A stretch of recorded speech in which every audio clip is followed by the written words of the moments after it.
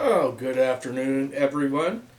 This is CERT Instructor Ron. What I want to talk to you about today is preparation, for uh, tornadoes or floods or whatever is going to happen in your neck of the woods, whether it's mudslides or who knows. But, um, there's guides, and I've shared this a million, probably plus times about this particular guide and others like it. And it's neat to have because when you don't know what to do, you have an idea on what to do.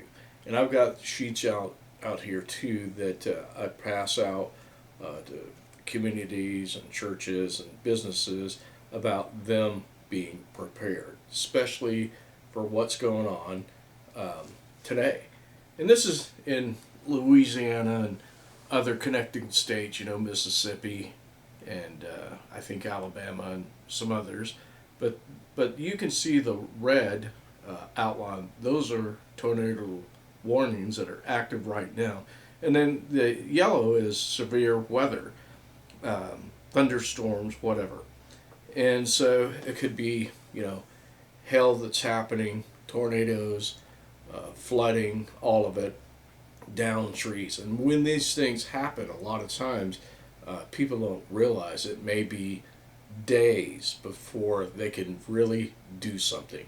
And one event that happened about 2001, 2002 in Oklahoma, and that was we had a really bad ice storm.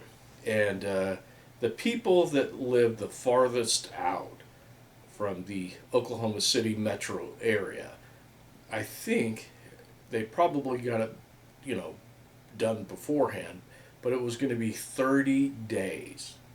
30 days, people, before they got the electricity back on. And you might ask how in the heck that happens. Well, it's pretty simple. I know at that time I did a lot of fishing in the Watauga area at Romanos for trout. A lot of fun. Had a lot of fun doing it. Really good memories with the kids, whatever. But every utility pole that I saw was snapped. And so when one of them becomes laden, these wires become laden with ice, what happens is it begins to sway with the wind, and pretty soon the telephone pole or utility pole is swaying, and it just lays over, and with all the weight, the ice snaps it. And so when that happens, to my understanding, it's a chain reaction. Can't talk today, but anyway. So what happens is pole after pole after pole had to snap, and so they had to go back, put those poles probably in a different hole, and set the poles, and then string the wires. And so a lot of people don't think like that, but a lot of times we don't think. We think there's a simple solution. If the electricity goes off, it's going to be off for maybe a day, but that's not the case. I've seen it happen a lot of times. So get prepared. There's a lot of things you can do to get prepared for days like this, and it could be in our state. Right now, it's in Louisiana, Mississippi, and some others, but you never know. And that's what I'm trying to warn you, people. Get ready. Get things like these little solar lanterns that you can set out and charge your phone with.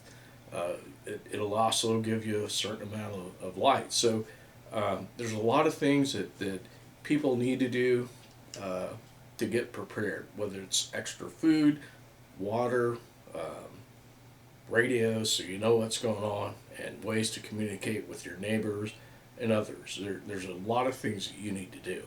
So that's all I'm going to say. Just get prepared. You never know when it's going to happen. It happens all the time, and people in those areas don't expect it to happen. And if they do, they think that somebody's going to rush to them and give them everything they need.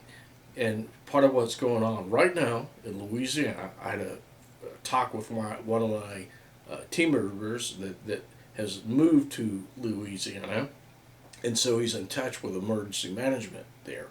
And there's all kinds of things happening. Power lines are down, trees are blocking people from even leaving their homes for the most part. So that could be a danger.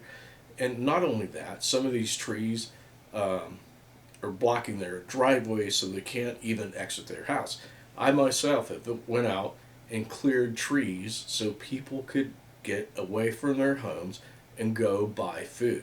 But not everybody is going to have that benefit or somebody there to bail them out during these tough times. So when they come upon you, these tough times, you have to think for yourself, and you have to know that you can take care of yourself. Your neighbor may be able to help you. Maybe your neighbor's in a bind too. Who knows? But you really have to take care of yourself. And that again is, get this information. You can go to FEMA's website and you can tell yourself how to prepare if you don't know. And be prepared. And as soon as you say it's not going to happen to you is probably when it's going to happen. But be prepared for being without electricity and food and water for an extended period of time. Get a good water filter. You can't just boil contaminants out of water. Maybe you can kill the bacteria and things that are in the water, but any poisons or metals, you're not going to be able to boil that out of the water unless you do something like distilled water and then capture the steam. So get some sort of a good filter so no matter what happens, you've got food, you got water, you got shelter. Get yourself some space blankets, some tarps, whatever you have to make do with. And that's all I got. Again, I say it all the time, radio. It's a good thing to have ham radio. A lot of you probably are not going to get ham radio, but you can listen on radios and see what's going on. Another thing, in some cases, I've said it before, download Zello. And if you have your family, if they'll download Zello, you can talk from Kentucky or Oklahoma or California or Georgia or New York or Texas and anywhere in the United States that you have signal. And if you don't have good data, then simply send a real simple text. So these are things that I'm going to tell you to do and get prepared for, so that when you see, a day like this coming at you, you're ready. And that's what you need to do. So that's all I got. This is CERT Instructor Ron. Please like and subscribe. And if you got comments or advice, put it in the comments. So take care and God bless. Take care of one another. That's the important thing.